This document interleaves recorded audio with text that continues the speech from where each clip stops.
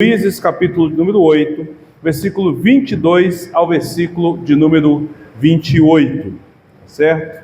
Juízes, capítulo de número 8, 22 a 28, nos diz assim a palavra do Senhor.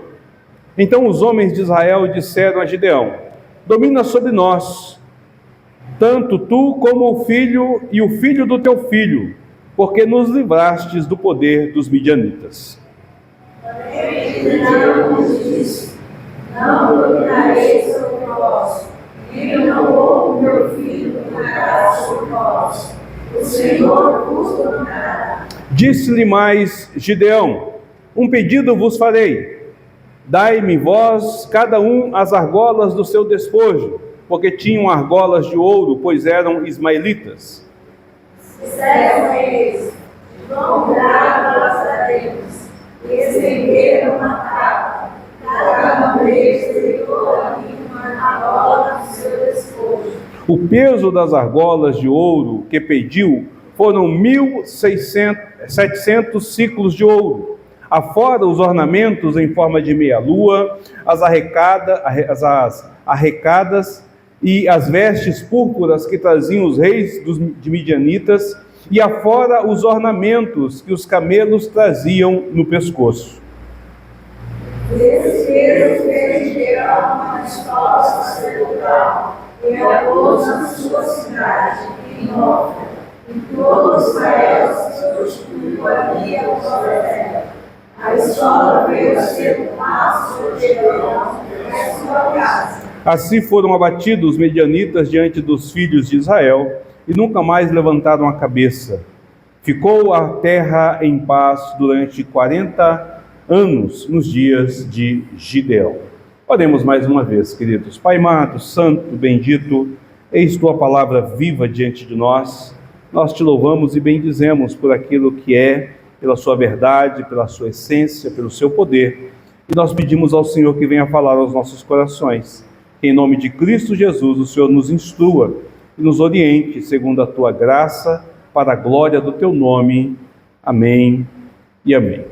Meus queridos irmãos, há momentos em que a alma humana se encontra entre dois caminhos: o da obediência, que visa glorificar o Senhor, e o da negligência, que busca glória para si mesmo. E é nesse espaço entre o altar e o espelho que se desenrola a história de Gideão. Nós estamos caminhando já há um bom tempo dentro do livro de Juízes, onde em cada capítulo revela um povo em crise.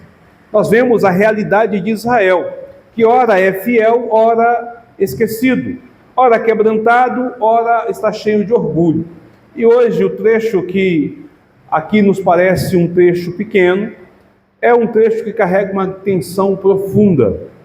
Não porque algo está prestes a acontecer, algo está prestes a mudar, mas porque algo já mudou, algo já aconteceu. Veja, Gideão começa a sua missão como um servo obediente. Já não se move agora com a mesma humildade que ele vem no início da sua obediência. A jornada o levou por batalhas, fez com que ele encarasse desafios, e vitórias aconteceram sobre a sua vida, vitórias aconteceram sobre a sua realidade, e decisões marcaram então a sua vida a partir de então. Em cada vitória, em cada luta, em cada desafio, em cada momento que Deus dava a ele a direção, as decisões estão marcadas pela sua sede de conhecimento e de reconhecimento diante dos homens.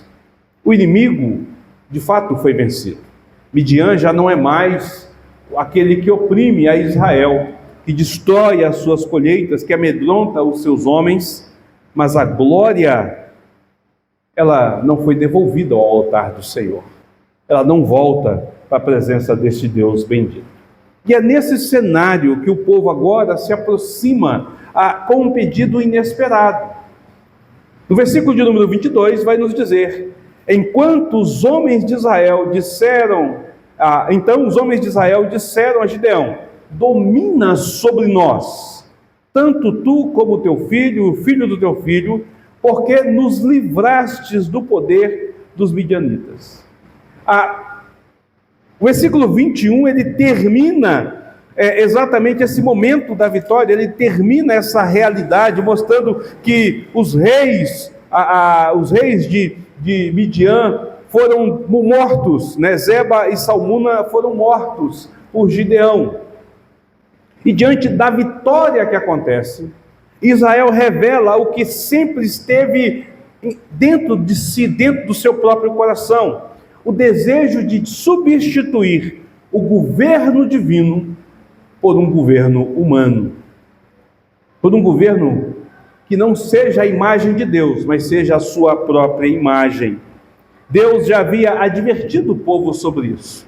Quando nós começamos a conhecer a história de Gideão, nós vemos que os inimigos eram consequência da desobediência, conforme Juízes capítulo 6, versículos de 8 a 10 apresenta.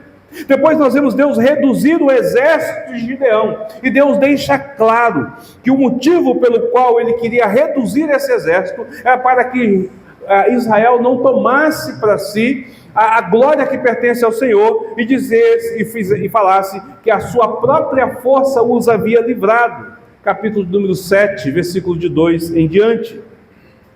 Meus queridos, meus amados irmãos, quão terrível é o coração humano, não é mesmo? Quão pecador nós somos. Este versículo escancara o que há de mais oculto em nossa alma. O desejo de tomar para nós a glória que pertence exclusivamente ao Senhor. Veja, ao atribuir o livramento a Gideão, eles não atribuem o livramento a Deus. Eles dizem: porque nos livraste dos midianitas. Israel não está se esquecendo de Deus. Na verdade, ele está rejeitando o próprio Deus.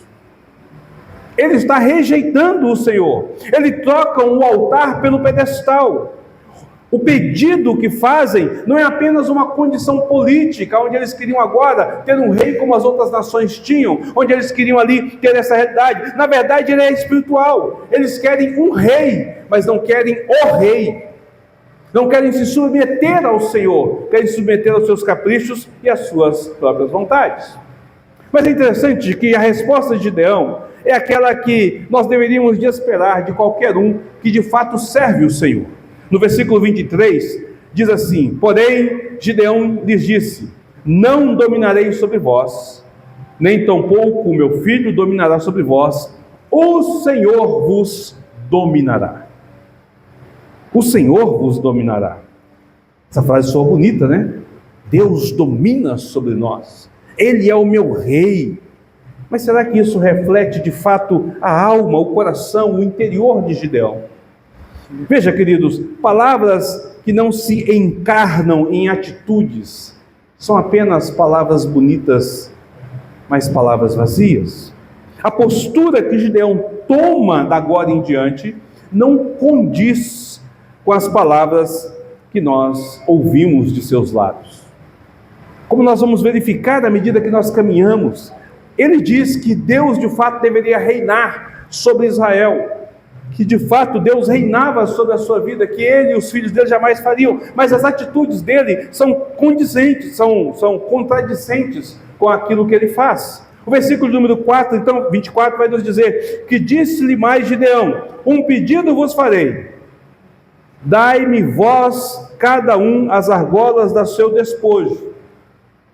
Gideão recusa a proposta de se tornar rei de Israel. A alegação de Gideão é cheio de moralismo e palavras espirituosas. Ele diz: somente Deus, só Ele, a Ele deve a glória, a honra, só Ele deve ser adorado, só Ele é que nós devemos de servir. Eu jamais vou fazer isso, nem os meus filhos. Mas logo em seguida, ele se apropria a honra que cabe a um rei. Ao pedir: dai-me vós cada um as argolas do seu despojo, Gideão provoca uma ação que tem duplo significado, uma ação de dupla significância. Primeiro, ele pede um presente aos seus homens. O que Gideão exige aqui há um ato simbólico de submissão. Ao entregar do despojo que pertencia a eles, para Gideão, eles estão dizendo que eles se submetem a Gideão. Cada oferta é uma confirmação silenciosa na qual este povo diz: Tu és nosso Senhor. Eu não reinarei sobre vocês, mas vocês me terão como seu Senhor. Como fica isso?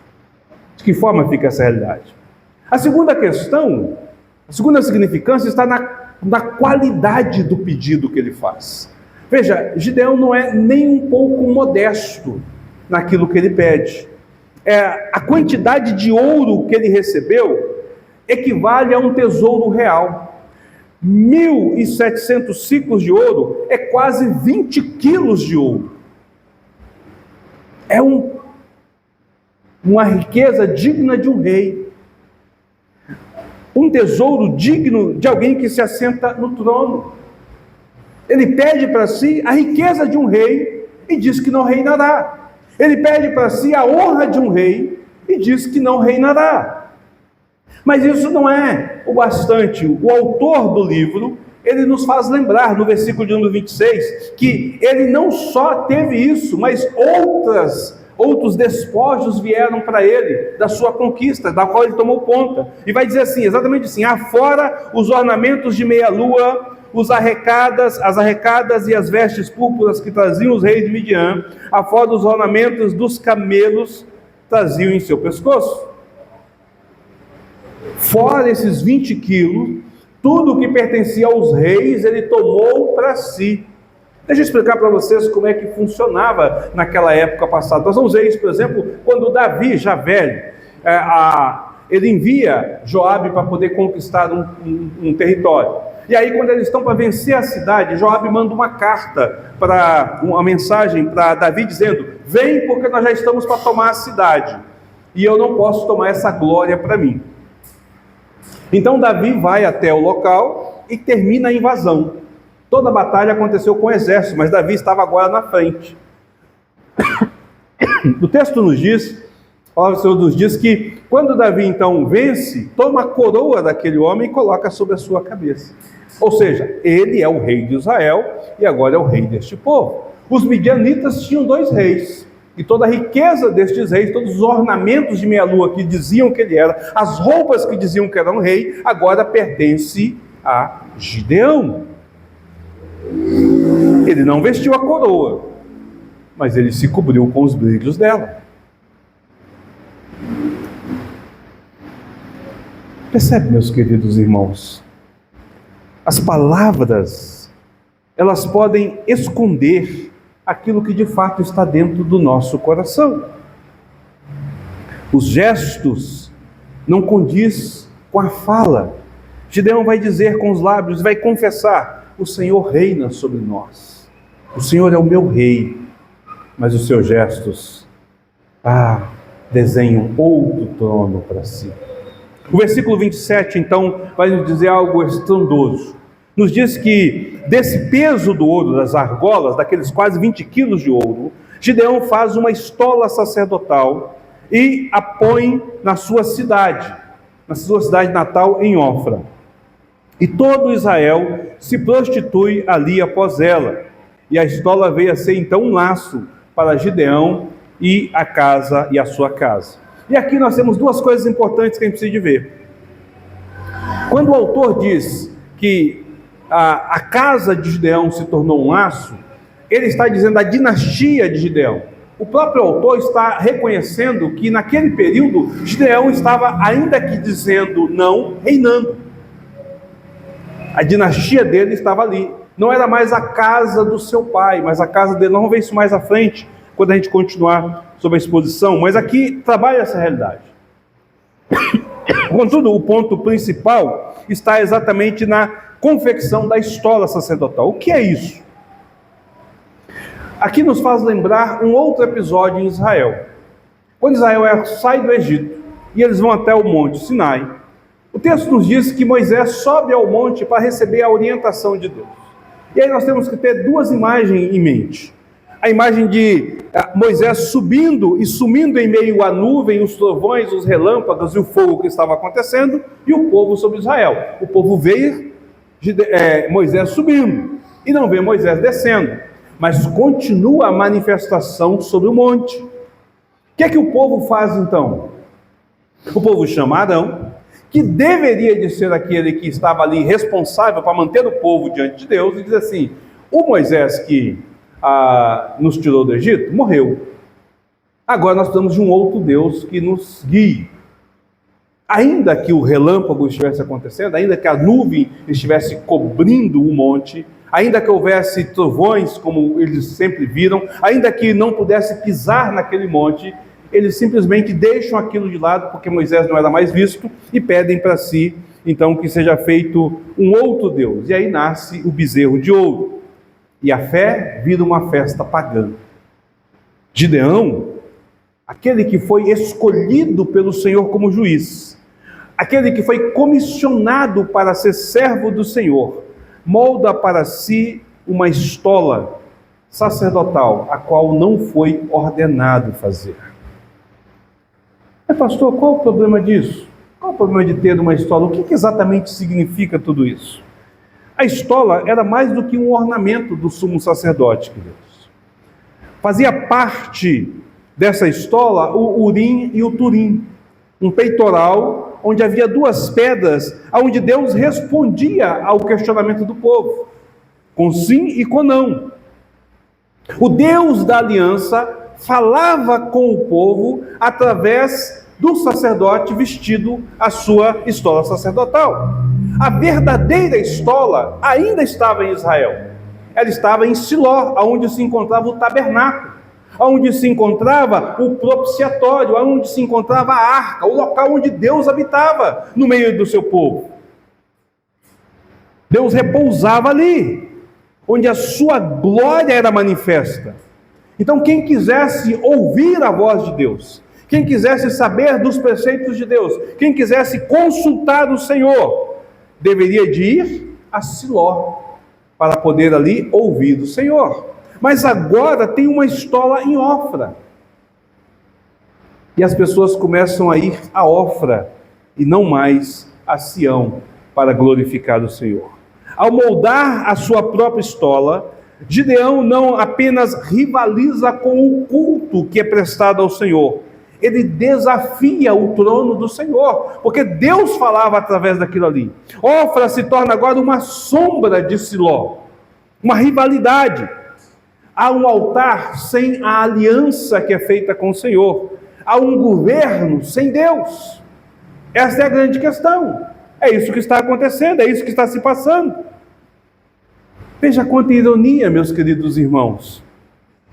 Gideão, no início do seu ministério, ele é convocado pelo Senhor a destruir o altar de Baal e o poste da deusa Azerá.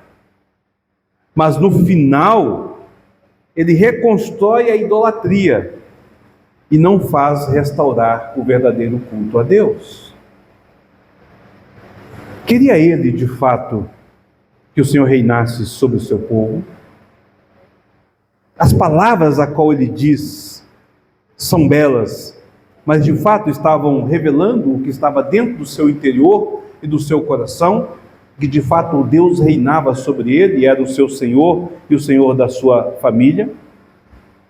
Veja, Gideão não se colocou mais ao serviço de Deus, mas ele agora coloca Deus ao seu serviço, para estabelecer a sua posição. O seu objetivo foi alcançado. O desejo do povo, de fato, foi atendido. Nós vemos isso no versículo de número 28. Assim foram abatidos os midianitas diante dos filhos de Israel e nunca mais levantaram a cabeça. Lembremos que o capítulo 6 começa exatamente dizendo isso, que Deus entregou a Israel, por conta do seu pecado, aos midianitas. E eles durante 7 anos escravizaram este povo e fazeram esse povo sofrer diante dessa situação. Então eles vêm e clamam ao Senhor pedindo o livramento destes midianitas. Deus os adverte dizendo: vocês não estão servindo outros deuses? Clame a eles para que eles possam te salvar. Deus levanta Gideão para atender o pedido do povo. Então foi atendido. O desejo de vingança de Gideão é atendido. Nós vemos isso no final, quando ele mata os dois reis ali e diz: porque você matou os meus irmãos, eu quero matar vocês. Esse desejo de vingança acontece. Mas, queridos, a verdade é que não foi bem sucedida essa batalha. E essa paz não é de verdade uma paz que deveria de ser. A terra ficou em paz. 40 anos você não ouviu mais falar de conflitos, de guerras, mas a verdadeira paz nunca existiu. O verdadeiro propósito nunca foi conquistado, porque Gideão havia negligenciado o seu dever. Seu desejo pelo poder, por honra, por reconhecimento, retirou toda a glória que deveria ser dada ao Senhor. O povo que já tinha o seu coração endurecido por conta da idolatria, torna-se ainda mais duro. E o que deveria de ser vida eterna, torna-se agora apenas um respiro passageiro. A salvação, queridos, uma ilusão. A alegria, uma distração deste mundo. A paz, apenas uma pausa de conflitos sobre a terra. Meus queridos irmãos, Gideão de fato trouxe paz, mas ele não trouxe redenção. Trouxe descanso, mas não devolveu ao Senhor o seu trono. A terra repousou, mas o céu permaneceu distante. O povo se calou, mas não se curvou em adoração ao Deus verdadeiro. O juiz que começa quebrando altares, termina moldando ídolos. O servo que foi chamado para restaurar o culto, reconstrói a vaidade. E assim, o livro de Juízes vai seguindo naquilo que vai se tornar o lamento no final do seu capítulo, no último do seu versículo, conforme Juízes 21, 25 diz: naqueles dias não havia rei em Israel, cada um fazia o que achava mais reto. Mas esse lamento não é o fim. A Bíblia continua, a palavra do Senhor continua na sua revelação, e isso se torna agora um eco da promessa do Senhor. E o vazio agora anuncia a chegada da plenitude, porque há um rei. Sim, queridos, há um rei que não se corrompe, um rei que não busca glória para si, mas entrega graça, um rei que não molda nada em ouro, mas oferece a si mesmo como sacrifício. Veja, Cristo jamais pediu argolas, ele recebeu os espinhos da sua coroa. Ele nunca se vestiu de finos trajes, mas se cobriu do seu sangue carmesim. Ele não construiu para si uma estola, mas se tornou o verdadeiro sumo sacerdote. A paz que ele traz não dura 40 anos, nem 100 anos.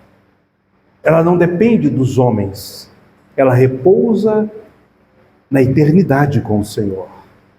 A paz que ele traz não é a ausência de conflitos deste mundo, mas algo que excede o entendimento, que pertence ao coração daqueles que se voltam para o Senhor.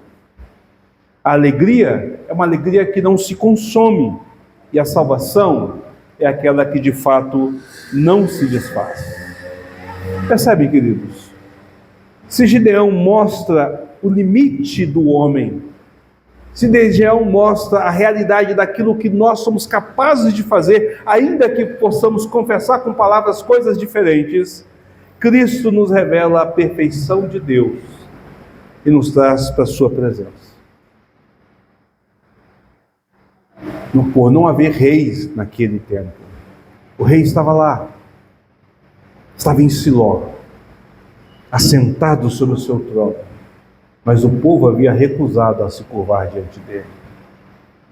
Ainda existe um rei hoje, e este rei reina eternamente, e ele se assenta sobre o trono soberano, ele vem para julgar vivos e mortos, mas ainda assim, há aqueles que têm negligenciado ele. A pergunta então que eu e você devemos de fazer, nós que professamos ser Jesus o nosso Senhor, ser Ele o nosso Salvador, ser Ele o nosso Rei, é se isso são apenas palavras da boca para fora, ou se são atitudes sobre as nossas vidas.